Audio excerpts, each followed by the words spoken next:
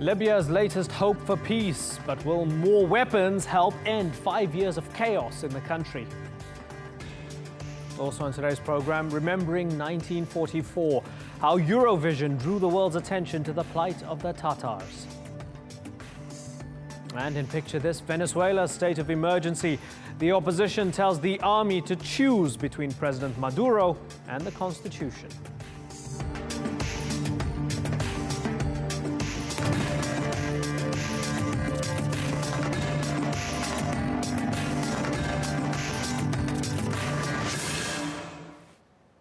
Hello and welcome to the Newsmakers with me, Imran Garza. 5 years ago, a NATO-led coalition carried out thousands of airstrikes in Libya, turning the tide of the country's civil war and ensuring a rebel victory. The country's leader of 42 years, Colonel Muammar Gaddafi, was killed, and with him went his system of control. As the international force pulled back, there were rival claims of power, opposing governments and powerful militias that refused to put down their weapons. Now there is an internationally backed government that is supposed to counter Daesh and restore the country's institutions. Some of the international community wants to supply it with weapons and train its national guard. But will it be enough to restore order to the country after 5 years of chaos? Our newsmaker today is Libya, as we ask if this is the international support the country has been waiting for.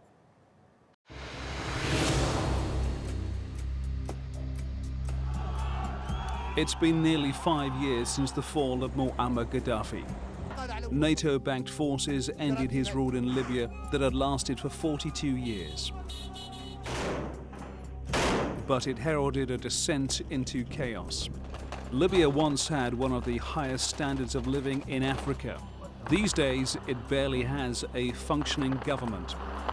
The various militias, which emerged from the fog of war 5 years ago, have led to a more ominous development.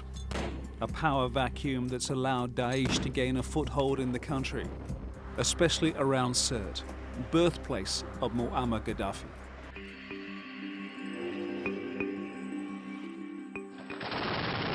But in a post-dictator phase, who can control a country flooded with weapons with two apparent rival governments? Elections held in 2014 were disputed, leading to one set of politicians relocating to the eastern city of Tobruk, while the other stayed in the capital Tripoli. The Daesh-held city of Sirte sits between them. A UN-brokered deal in December formed a unity government, but it's not backed by all sides. We need all parties to come together and agree so we can stop the killing, to work towards having honest political discourse with words, not with weapons. But it's the unity government that's being supported by the United States and other Western powers, and that can now be backed with weapons. We asked for the lifting of the arms embargo in order to support the military institutions to fight Daesh. We asked for support and preparation of the Presidency Guard, which we established days ago. It's a request that appears to have been met. The international community will support the Presidency Council as it seeks exemption from the UN arms embargo to acquire those weapons and bullets needed to fight Daesh and other terrorist groups. Libya has not simply descended into a lawless state. It's also become a major point of departure for refugees heading to Europe. Some 350,000 people have tried to get to Italy in the last 18 months from Libya, and also coming from other African nations, often ending in tragedy at sea. With stabilization, we can fight terrorism, we can assure development to a country with rich potentialities. But a lifting of the arms embargo carries high risk in a country where no one body has direct control, and where armed groups are known for their shifting allegiances. An influx of weapons could stoke those rivalries. It's happened before. But if the new unity government is to prevail and succeed in rescuing Libya as a functioning state, it's a move that may be essential. Francis Collins, The Newsmakers. Well, joining me now to discuss whether arming the new unity government can save Libya is Hafez El-Ghouel. He's a senior advisor with Oxford Analytica and joins from Washington, D.C. In London is Richard Northern. He's the former UK ambassador to Libya. And also in Washington, D.C. is Michael O'Hanlon. He's a senior fellow at the Brookings Institution. Gentlemen, thank you very much for joining us. Let me start with you, Michael O'Hanlon. Do you support arming this government of national accord? Yes, I do, under the right political circumstances. We need to see a genuine agreement among this government. We need to see a general amount of cohesion among this government. It doesn't mean that every party in Libya needs to sign up. There are some outliers, there are some spoilers, there are some extremists. But we need to have a certain degree of consensus around a political process according to rules that have been agreed. Once we have that, I see no choice but to arm some kind of a national security force, because the alternative is the chaos that we have with groups like ISIS taking more and more of a foothold. Let me take a look very briefly at what the top Army General David M. Rodriguez said. I don't want to misquote him, but I'll paraphrase him initially for the sake of brevity. The Chief of U.S. Africa Command, he said basically it's difficult to determine which armed groups are aligning themselves with the government of national accord, meaning we need to arm them, but we don't know who to give the weapons to. Why on earth would you want to throw more weapons into the mix if you don't even know who you're going to give it to? You may have to start by building an army. You may not want to arm existing militias. You may want to start with your own vetting process, and you may have to go slow. That's the answer to your question, because I agree with the concern. But let's face where we are today. We're 5 years into this, and we have created anarchy and a sanctuary for ISIS with our hands-off approach. That's not working either. The threshold for success here is to get some degree of a successful, vetted, moderate group that can at least do better than what the current chaos, anarchy, and extremism that's afflicting Libya and beyond is currently being seen in that country. So again, what's happening today is a failure. We need to look seriously at other choices. Yeah, interesting that you say we have created anarchy. Hafez El-Ghouel, you know, there's the old saying, you break it, you buy it. Don't NATO and the United States have a responsibility to help fix the place now and try to stamp out Daesh? Exactly. I mean, the trouble is that we have broken it. We have also missed a number of opportunities to fix it and to do it in the right way. And we ended up supporting an agreement that is full of holes that was basically led by an envoy of the United Nations, who it turned out was playing, we caught him with his hands in the cookie jar last fall with his emails that revealed that he was playing favorites and unbiases. Now, the problem is that, and I agree with Michael, that under the right circumstances, but the right circumstances are not there. This government is very, very weak. It's on very thin ice. It has very little legitimacy inside the country. I think that the West and the international community have compounded that by appearing overzealous in their support for this government, which is now turning it in the eyes of many Libyans as a new Karzai version for Libya.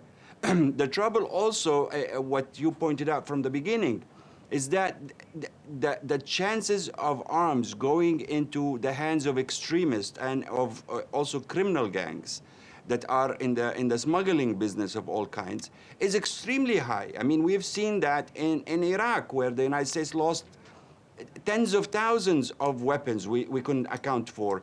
We've seen that in Afghanistan. We've seen that in even Yemen. The idea that somehow in Libya you're going to do any better, especially with a government that is now literally being protected by militias in Tripoli. It's interesting. It's really ludicrous. Sorry to interrupt you, Hafez. It sounds as if you're not too keen on this government of national accord headed by Prime Minister Fayez Sarraj. Do you support this government or not? No, I don't, because it was formed in the dark. Nobody knows how the names of these people came about, except when Leon announced them. Even U.S. officials don't know how Leon came up with these names. Then he made a presidential council of 9 heads. Each one of them can veto the others from different factions of Libya. I mean, when was the last time you saw 9 people sitting in a room agreeing on what the weather outside looks like, let alone trying to navigate a country out of a civil war? Okay, Ambassador Richard Northern, there's a Libyan sitting in D.C. saying he doesn't support this government. What hope for the international community to back this government and to arm them and trust them with those arms? Well, I think the international government does support this government of national unity because the international community thinks that this is what we have. This is the way forward in Libya because they don't see another alternative on the horizon. And they urgently need something to create a political settlement around. It's not a perfect government. But it's a start. It must be underpinned by moves to get reconciliation at a local level between communities as well, because the political dialogue is a little bit detached from what's happening on the ground among communities in Libya. But on the arms question, I don't think the recent decision will result in a flood of arms into Libya. Libya's already full of arms. Anyway, but this should be seen more as a political gesture, a gesture of support and confidence in the government of national unity. The measure is intended to allow them to import arms to to equip the Presidential Guard and the new forces they are creating. We won't see a lot of imports of weapons in the near future, but it's a sign that the international governments are all lining up behind the government of national accord and trying to demonstrate their support.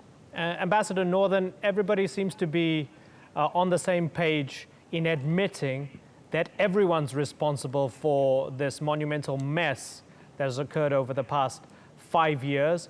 Has that in any way say, hung a question mark for you over whether it was even right to topple Gaddafi in the first place?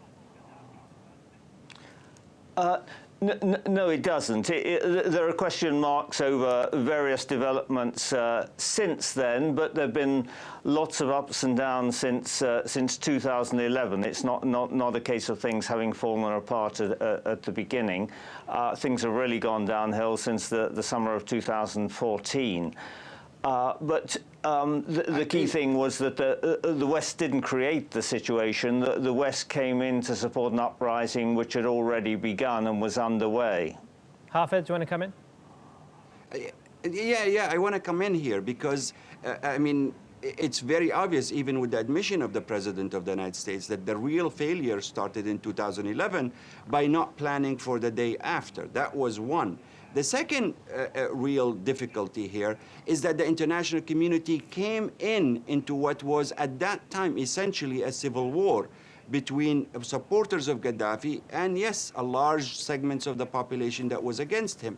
When you do not recognize it's a civil war, this is what you end up with, because once you recognize that situation for what it is, you can then come in 2011 and 2012 with a reconciliation process, with a disarmament process.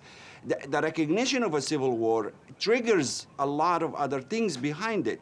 The fact that you took sides and now you're still insisting on excluding all those who were supporters of Gaddafi then or even now, and there are 1 million Libyans in Egypt alone that are in exile, that's 20% of the population. I don't see how do you build a state or a government or an agreement of any kind when 20% of the population is excluded from it. Okay, Michael O'Hanlon, do you want to try and tackle that? Well, I don't have the expertise on Libya's politics that Hafez or Richard do. And so I don't want to go too far down this path, except to say a couple of broad principles that would guide me. And one of them is certainly that there has to be a way to improve the inclusivity as time goes on, even if, as Richard has said, we might have to start with something less than perfect. There is one bit of good news here. I think it's good news, which is that, of course, we don't have the Sunni-Shia sectarian dynamic nearly as powerfully as we would have in Iraq or Syria or Lebanon. And therefore, this is largely a tribal fight.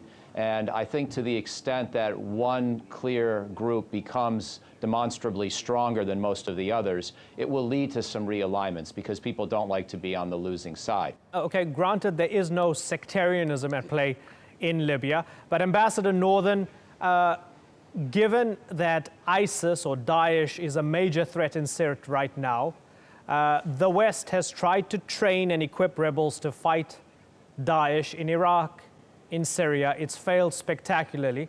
What makes you think it will be successful this time round?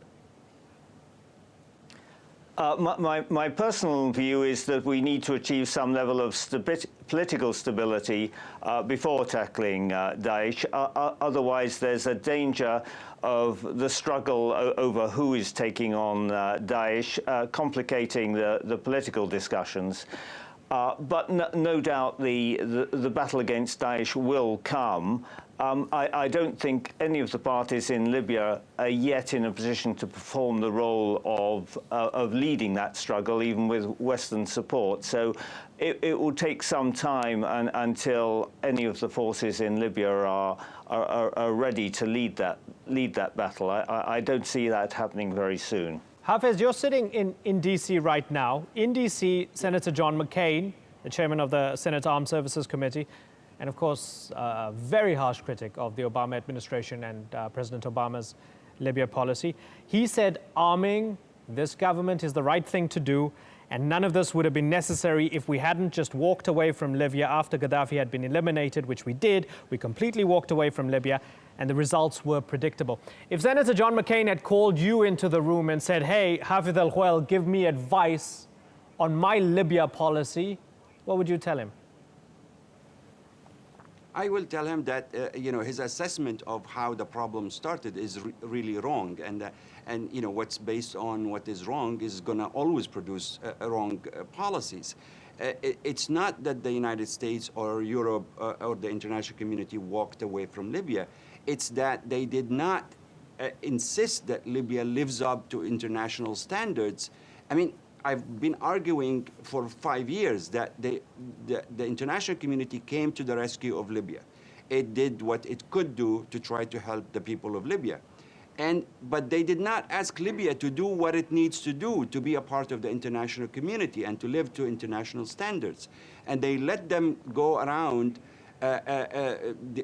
sort of dividing themselves into all of these kind of militias and watching them without doing anything. Just some final thoughts now, because we are running out of time. I want to ask about the refugee crisis. Given that the Turkey-Balkan route has slowed down for the moment, we've seen a spike once again in terms of the Libya-Mediterranean route. Is it a case, Ambassador, of damned if you do, damned if you don't? I don't think there's a quick solution in sight in terms of the flows of migration through Libya. Clearly, the answer in the long term is to tackle the root cause and deal with it in the countries that the migrants start flowing from in the first place. But that will take a long time. In the meantime, I think the answer is to work with the Libyan Coast Guard and build up the Libyans' own capacity to police the trafficking routes and deal with the gangs who encourage and manage these flows and this process. Okay, just enough time for some final thoughts in 20 seconds, if you can, Michael O'Hanlon. Give us a glimmer of hope, please. Well, the glimmer of hope, I think, is that Libyans, I believe, will ultimately rally around a strong group, as long as it's not fundamentally abusive of their interests and as long as there are some economic incentives associated with it. So I believe, structurally speaking, there are relatively few deep-rooted animosities that should preclude progress. We've just got to get enough momentum that people start to have a sense of where the strength will be, and I believe there'll be some natural rallying around that. We have to deal with the West-East issue and the two separate governments. I agree with that concern. That's why the international community needs to keep eyeballs on this and be on the ground watching and helping. But I do think we have some reason for hope. Okay, Michael O'Hanlon, Richard Northern, and Hafez al-Huel, thank you very much for joining us.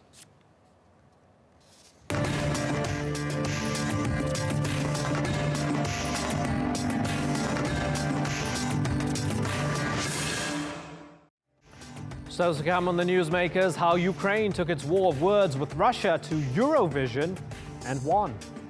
And in Picture This, the opposition puts Venezuela's state of emergency to the test with a call for protests in the capital. Ukraine is marking the anniversary of the Crimean Tatars' deportation by Stalin in 1944. The event was one of the most painful in the ethnic minorities' history, and it has echoes in the modern day as Russia clamps down on them again following its annexation of the Crimean Peninsula. The memorial event is normally fairly low-key, but this year Ukraine's politically charged Eurovision entry has brought the world's attention to the Tatars. The Newsmakers' Yvette McCullough reports.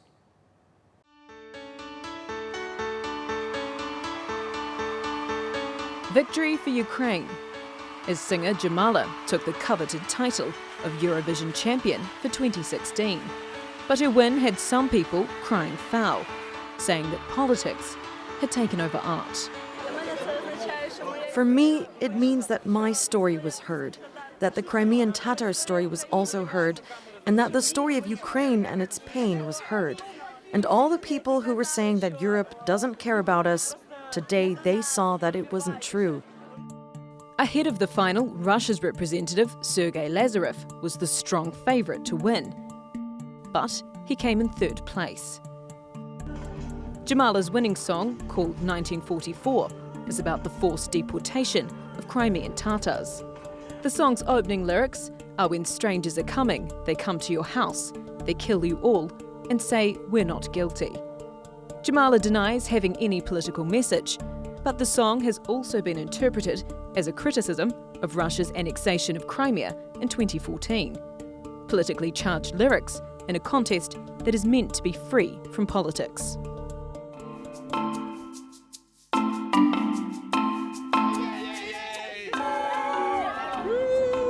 Eurovision, established in 1956, is one of the longest-running TV shows in the world, bringing the continent together with some healthy competition. In a region that just over a decade before had been devastated by World War II, strict rules were imposed to keep politics out. But increasingly, contestants have been pushing the limits.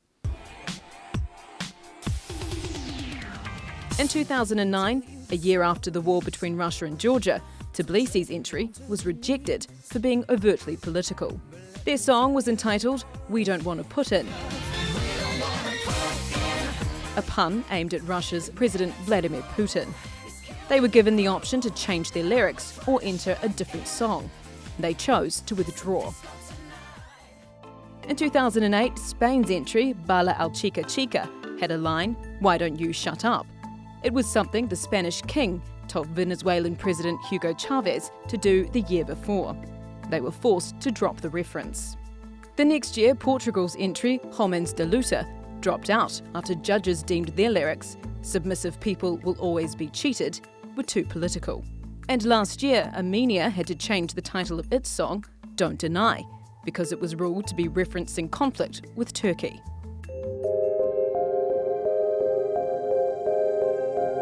Wednesday marks the 72nd anniversary of the removal of all ethnic Tatars from Crimea, ordered by USSR leader Joseph Stalin. They weren't able to return until the collapse of the Soviet Union in 1991. Jamala's Eurovision song speaks of Crimean Tatars' pain back in 1944, but also today. In 2014, Russia illegally annexed Crimea after violence caused the overthrow of the pro-Russian government of Viktor Yanukovych. Arriving back in Kiev, Jamala was given a hero's welcome, and a political one, personally honoured by Ukraine's President Petro Poroshenko. You contributed greatly to the Crimean issue becoming front-page news again, to significantly helping diplomats in their work in activating the efforts of all our partners, and I'm sure we'll succeed. I performed it very sincerely for my people, because we deserve it. We suffered, we had a revolution, then annexation, and after it the war. We experienced so much suffering that I wanted to bring some joy to the Ukrainian people. Eurovision is a competition meant to embody the best of entertainment in showbiz. But with tensions in the region increasing, will it be possible for the contestants to separate political realities from the music? Yvette McCullough, The Newsmakers. In today's Picture This, Venezuela's National Assembly has rejected a state of emergency decree. It was introduced by President Nicolas Maduro following months of protests. Let's take a look.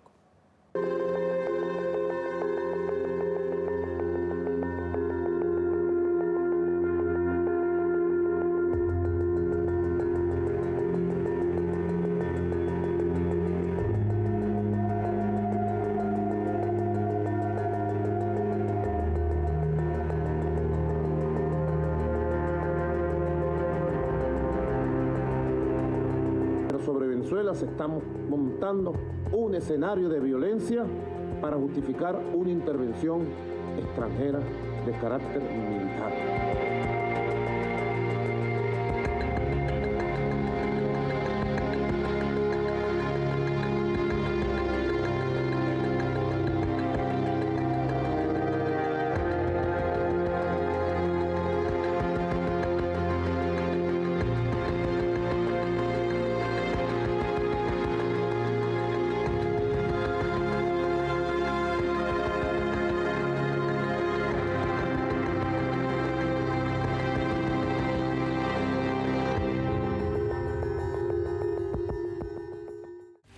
Today's Newsmaker has been Libya, as we asked if the international community has been doing enough to help the country after the fall of Gaddafi.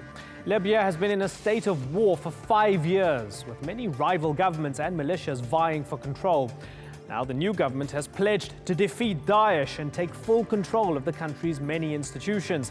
This appears a step in the right direction, but Libya's Prime Minister is warning much more still needs to be done. You've been watching this edition of The Newsmakers with me, Imran Garta. As always, thanks for watching. See you soon. Bye-bye.